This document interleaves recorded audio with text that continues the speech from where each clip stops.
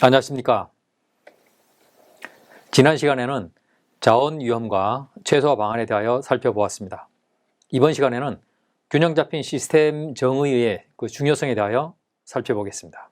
탐 켄드릭의 페릴 데이터베이스에서 약 절반에 가까운 영향을 미치는 것이 프로젝트 범위 위험입니다. 이 범위 위험의 주요 원인은 범위 변경과 결함인데, 개발하고자 하는 시스템의 불완전한 정의, 즉 불완전한 요구사항이 기인합니다. 미국의 스탠디시 그룹에서 매년 IT 프로젝트 성공 실패 요인을 분석해서 발표하는데, 프로젝트 실패의 첫 번째 요인이 불완전한 요구사항입니다. 두 번째가 사용자 참여 부족인데, 이 역시 사용자의 요구사항이 충분히 반영되지 못하는 문제이므로 요구사항과 관련이 있습니다. 네 번째가 비현실적 기대입니다. 이 역시 요구사항과 관련된 사항입니다. 켄드릭의 데이터와 스탠디시 그룹의 이 데이터를 비교하면 공통점이 있습니다. 켄드릭은 프로젝트의 가장 큰 위험을 범위 변경과 결함, 즉 불완전한 시스템의 정의, 불완전한 요구사항이며, 스탠디시 그룹은 프로젝트 실패의 가장 큰 요인을 불완전한 요구사항이라고 했습니다. 두 가지 데이터 모두 시스템의 정의, 즉 시스템 요구사항이 프로젝트에서 가장 중요하다는 공통점을 나타내고 있습니다.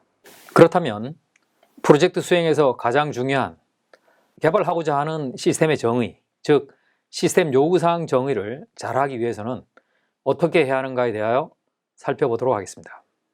앞에서도 여러 번 강조했지만, 범위 위험을 최소화하기 위해서는 개발하고자 하는 시스템을 올바르게 정의하는 것이며, 사업 성패의 절반을 좌우한다고 해도 과언이 아닙니다. 사업에 숨어있는 불확실성을 최소화하기 위해 시스템을 올바르게 정의해야 하는데, 균형 잡힌 시스템 요구사항 또는 시스템 사양 정의를 통해 이것을 달성할 수 있습니다. 균형 잡힌 시스템 요구사항 정의란 그림에서와 같이 요구사항과 기능과 물리적 아키텍처가 누락되거나 상충되거나 미비함 없이 상호 균형을 이루도록 정의하는 것입니다. 이와 같은 균형 잡힌 시스템 정의는 범위 위험을 최소화할 수 있는 가장 기본적인 방안입니다. 이 역량을 기본으로 하고 모자라는 부분을 위험 관리를 통해 보완함으로써 범위 위험을 최소화할 수 있습니다. 그러면 요구사항과 기능, 그리고 아키텍처가 균형을 이루도록 한다는 것이 무엇을 말하는지 살펴보도록 하겠습니다. 고객의 기대 및 요구사항의 분석과 재정의를 통해 명확한 이해와 합의 과정을 거친 후에 이를 토대로 시스템 요구사항 초안을 도출합니다. 요구사항을 명확히 하기 위해 요구사항을 분해하는 과정을 거치면 그림과 같이 계층 구조를 갖는 요구사항 모델이 생성됩니다. 이 정도 시스템 요구사항 초안이 작성되면 고객이 원하는 시스템에 대하여 대체적으로 이해할 수 있게 됩니다.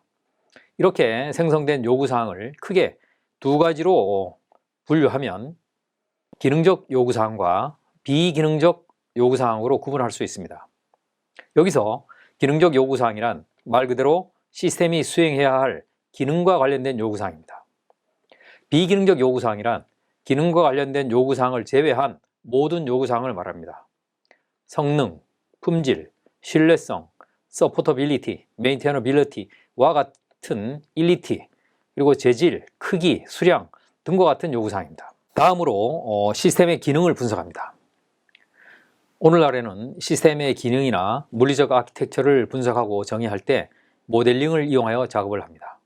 이런 흐름을 모델 베이스드 시스템즈 엔지니어링이라고 말합니다. 이것은 4차 산업혁명의 흐름과 관련이 있습니다. 나중에 MBSE에 대해서도 좀 더 상세히 다뤄보도록 하겠습니다. 그림에서와 같이 시스템의 기능을 모델을 활용하여 작성하게 되면 어떤 기능이 어떤 순서로 어떤 데이터를 주고받으면서 작동하는지 이해할 수 있고, 논리적으로 원하는 시스템이 될 수 있는지를 판단할 수 있습니다. 이렇게 작성된 기능 모델을 기능 아키텍처라고 합니다. 이 기능 아키텍처에 앞에서 작성한 시스템의 요구사항 초안의 기능적 요구사항을 매핑해 봅니다. 이런 과정을 통해 요구사항에는 있는데 기능 아키텍처에서 누락된 것이 있는지, 또는 기능 아키텍처에는 반드시 필요한 기능인데 요구사항에서는 누락된 것이 없는지 등을 분석하여 기능적 요구사항과 기능 아키텍처를 상호 보완하게 됩니다. 여기까지의 과정을 통해 최소한 요구사항 중에 기능적 요구사항과 개발하고자 하는 시스템의 기능이 누락되거나 불필요하거나 상충되지 않는 정의가 이루어지게 됩니다. 다음으로 그림에서와 같이 시스템의 물리적 아키텍처를 정의합니다. 이 물리적 아키텍처를 통해 시스템의 구성을 이해할 수 있습니다. 이렇게 정의된 물리적 아키텍처에 앞에서 정의한 기능 아키텍처의 기능을 물리적 아키텍처의 구성 요소에 할당합니다. 이 과정을 통해 기능 아키텍처의 기능이 빠짐없이 구현될 수 있는 물리적 구조인지, 불합리하거나 불필요한 구성은 아닌지 등을 분석할 수 있습니다. 이 과정을 통해 최소한 기능 아키텍처와 물리적 아키텍처 사이에 균형을 이룰 수 있도록 정의할 수 있습니다. 마지막으로 앞에서 정의했던 시스템 요구사항 초안의 비기능적 요구사항을 물리적 아키텍처의 구성 요소에 매핑하게 됩니다. 이 과정을 통해 어떤 기능을 구현하는 구성 요소의 성능, 품질, 신뢰성, 재질, 수량 등의 비기능적 요구사항을 만족시킬 수 있는지 여부를 판단할 수 있습니다. 만일 매핑된 비기능적 요구사항을 만족시킬 수 없는 구성품이라면 그 원인을 분석하여 요구사항을 조정할 수 있는지, 기능을 다르게 구현할 수 있는지 등을 파악하여 재조정하고 요구사항과 기능 및 물리적 아키텍처가 상호 균형을 이루도록 정의합니다. 이러한 과정을 통해 균형을 이루는 시스템 정의를 한다면 누락이나 상충, 불필요하거나 불만족하는 등의 불확실성을 최소화하여 프로젝트 범위와 관련된 위험을 최소화할 수 있습니다. 이렇게 균형 잡힌 시스템 정의를 최상위 시스템 수준에서부터 실시해서 아래로 서브 시스템 수준, 어셈블리 수준, 컴포넌트 수준, 최하위 형상 품목 수준으로 내려가면서 반복적으로 수행하게 됩니다. 이 개념을 올바르게 이해하고 업무에 적용시키는 것이 프로젝트의 성공을 위해 매우 중요한 사항이라는 점을 다시 한번 강조드립니다. 다음 시간에는 요구사항에 대한 올바른 이해에 관해서 알아보도록 하겠습니다. 감사합니다.